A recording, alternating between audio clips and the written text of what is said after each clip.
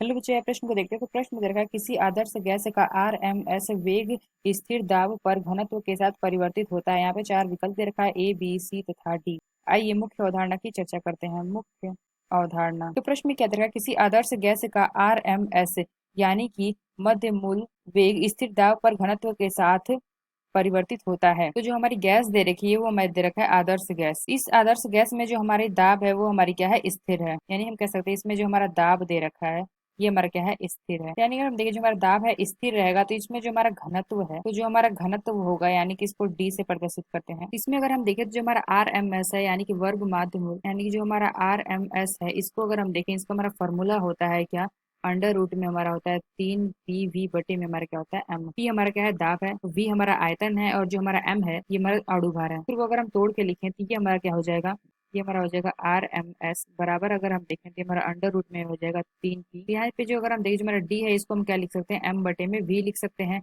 यानी अगर हम देखें तो ये जो हमारा एम बटे यानी कि जो हमारा वी है यानी कि वी बटे में एम, इसको हम क्या लिख देंगे 3 पी में बटे में हमारा क्या हो जाएगा, इसको हम डी लिख सकते हैं। इस सूत्र के हिसाब से अगर हम देखें तो स्थिर दाब पे हमारा क्या हो जाएगा, जो हमारा आर एम एस है ये हमारा क्या हो जाएगा, समानुपाती हो जाएगा 1/अंडर रूट यानी कि डी के। ये हमारा व्युत्क्रमानुपाती होता है घनत्व के। तो यानी हमने क्या देखा, स्थिर दाब पे हमारा क्या हो जाएगा आर एम एस हमारी बराबर हमारा क्या हो जाएगा 1/अंडर रूट डी। यानी अगर हम देखें कौन सा विकल्प हमारा सही होगा, जो हमारा डी विकल्प दे रखा है 1/अंडर रूट में, ये हमारा डी होगा। यानी हम कह सकते हैं जो हमारा डी विकल्प है यह विकल्प हमारा सही होगा। यानी क्योंकि हमने क्या देखा जो हमारा आरएमएस है ये हमारा क्या है, व्युत्क्रमानुपाती है 1/अंडर रूट डी के। तो यानी हम कह सकते हैं 1 बटे हमारा क्या हो जाएगा अंडर रूट डी, यानी कि जो हमारा चौथा विकल्प है यह विकल्प हमारा सही होगा। तो आशा करते हैं आपको समझ में आया होगा। धन्यवाद।